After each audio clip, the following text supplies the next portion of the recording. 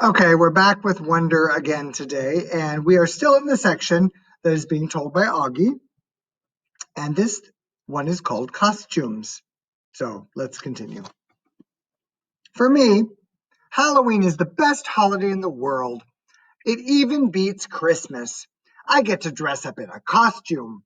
I get to wear a mask. I get to go around like every other kid with a mask, and nobody thinks I look weird. Nobody takes a second look. Nobody notices me. Nobody knows me. I wish every day could be Halloween. We could all wear masks all the time. Then we could walk around and get to know each other before we got to see what we looked like under the masks. When I was little, I used to wear an astronaut helmet everywhere I went. To the playground, to the supermarket, to pick Via up from school, even in the middle of summer. Though it was so hot my face would sweat. I think I wore it for a couple of years, but I had to stop wearing it when I had my eye surgery. I was about 7, I think, and then we couldn't find the helmet after that. Mom looked everywhere for it. She figured that it had probably ended up in Gran's attic, and she kept meaning to look for it, but by then I had gotten used to not wearing it. I have pictures of me in all my Halloween costumes. My first Halloween, I was a pumpkin. My second, I was Tigger. My third, I was Peter Pan. My dad dressed up as Captain Hook. My fourth, I was Captain Hook. My dad dressed up as Peter Pan. My fifth, I was an astronaut. My sixth, I was Obi-Wan Kenobi. My seventh, I was a clone trooper. My eighth, I was Darth Vader. My ninth, I was the Bleeding Scream, the one that has fake blood oozing out over the skull mask. This year, I'm going to be Boba Fett. Not Boba Fett the kid in Star Wars Episode 2, Attack of the Clones, but Boba Fett the man from Star Wars Episode 5, The Empire Strikes Back. Mom searched everywhere for the costume, but couldn't find one in my size. So she bought me a Jango Fett costume, since Jango was Boba's dad, and wore the same armor, and then painted the armor green. She did some other stuff to make it look worn, too. Anyway, it looks totally real. Mom's good at costumes. In homeroom, we all talked about what we were going to be for Halloween. Charlotte was going as Hermione from Harry Potter. Jack was going as a wolfman. I heard that Julian was going as Jango Fett, which was a weird coincidence. I don't think he liked hearing that I was going as Boba Fett. On the morning of Halloween, Via had this big crying meltdown about something. Via's always been so calm and cool, but this year, she's had a couple of these kinds of fits. Dad was late for work and was like, Via, let's go, let's go. Usually, Dad is super patient about things, but not when it comes to his being late for work. And his yelling just stressed out Via even more. And she started crying louder. So Mom told Dad to take me to school and that she'd deal with Via. Then Mom kissed me goodbye quickly before I even put on my costume and disappeared into Via's room. Augie, let's go now, said Dad. I have a meeting I can't be late for. I haven't put my costume on yet. So put it on already. 5 minutes. I'll meet you outside. I rushed to my room and started to put on the Boba Fett costume, but all of a sudden I didn't feel like wearing it. I'm not sure why. Maybe because it had all these belts that needed to be tightened and I needed someone's help to put it on. Or maybe it was because it still smelled a little like paint. All I knew was that it was a lot of work to put the costume on, and Dad was waiting and would get super impatient if I made him late.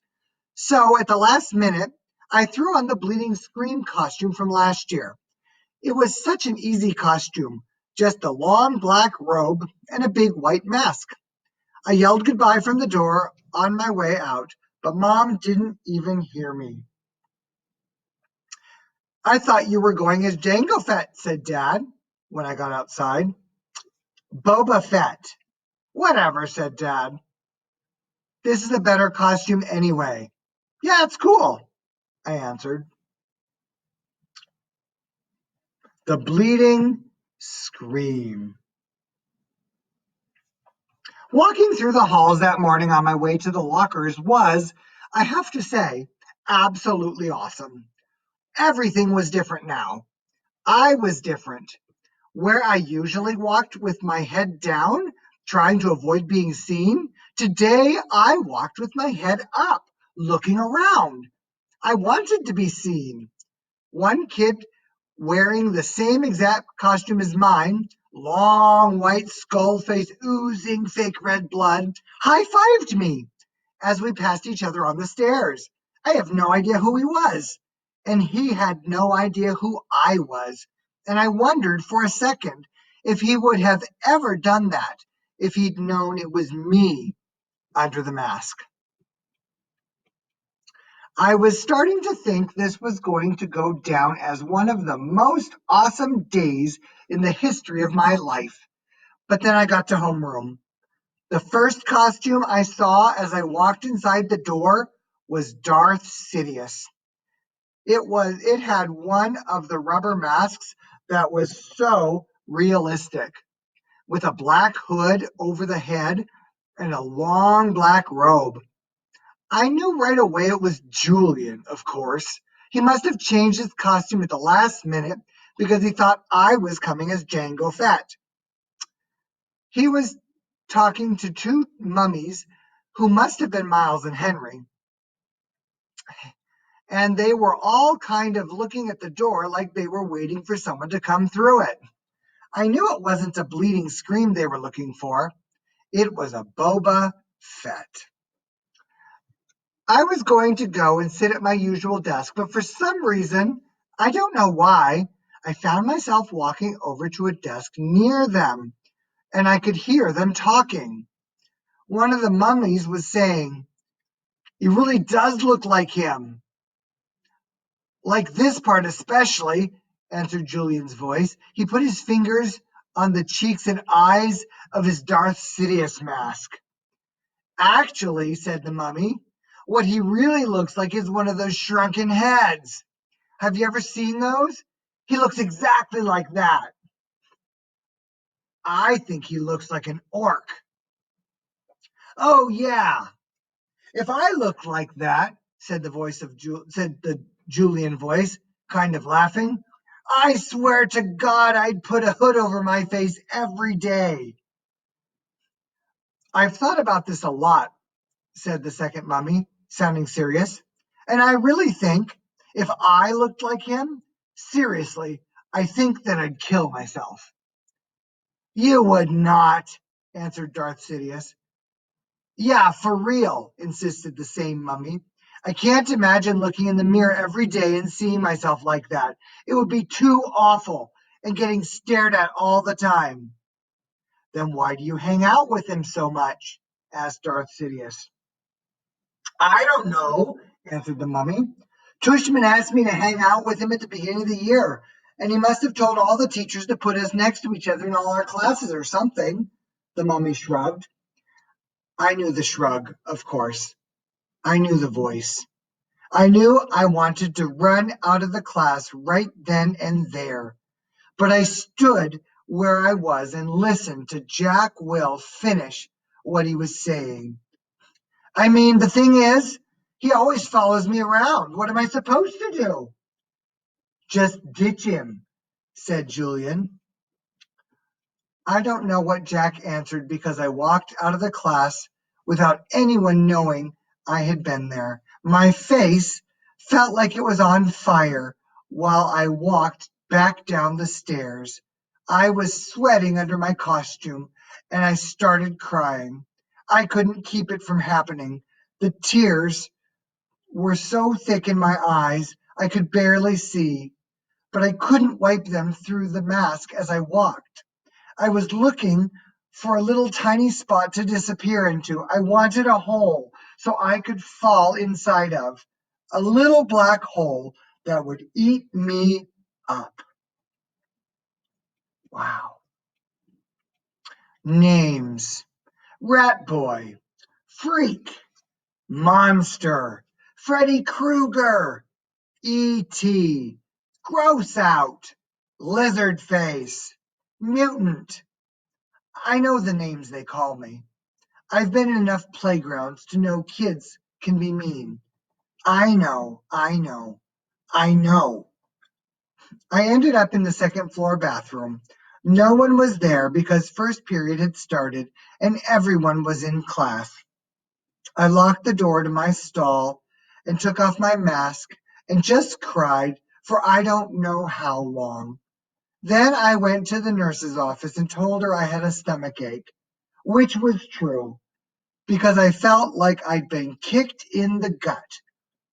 Nurse Molly called Mom and had me lie down on the sofa next to her desk. 15 minutes later, Mom was at the door.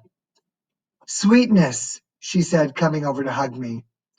"Hi," I mumbled. I didn't want her to ask anything until afterward. "You have a stomach ache?" she asked, automatically putting her hand on my forehead to check for my temperature. "He said he feels like throwing up," said Nurse Molly, looking at me with very nice eyes. "And I have a headache," I whispered. "I wonder if it's something you ate," said Mom, looking worried. "There's a stomach bug going around," said Nurse Molly. "Oh, geez," said Mom, her eyebrows going up as she shook her head. She helped me to my feet. "Should I call a taxi or are you okay walking home?" "I can walk." "What a brave kid," said Nurse Molly, patting me on the back as she walked us toward the door. "If he starts throwing up or runs a temperature, you should call the doctor." "Absolutely," said Mom, shaking Nurse Molly's hand. "Thank you so much for taking care of him."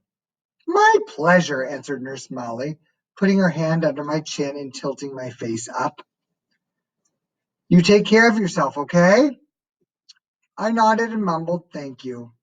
Mom and I hug walked the whole way home. I didn't tell her anything about what had happened. And later, when she asked me if I felt well enough to go trick-or-treating after school, I said no. This worried her, since she knew how much I usually loved trick-or-treating. I heard her say to Dad on the phone, "He doesn't even have the energy to go trick-or-treating. No, no fever at all." "Well, I will if he doesn't feel better by tomorrow." I know, poor thing. Imagine his missing Halloween. I got out of going to school the next day, too, which was Friday, so I had the whole weekend to think about everything. I was pretty sure I would never go back to school again. Let's stop there. Can you imagine how that must have felt?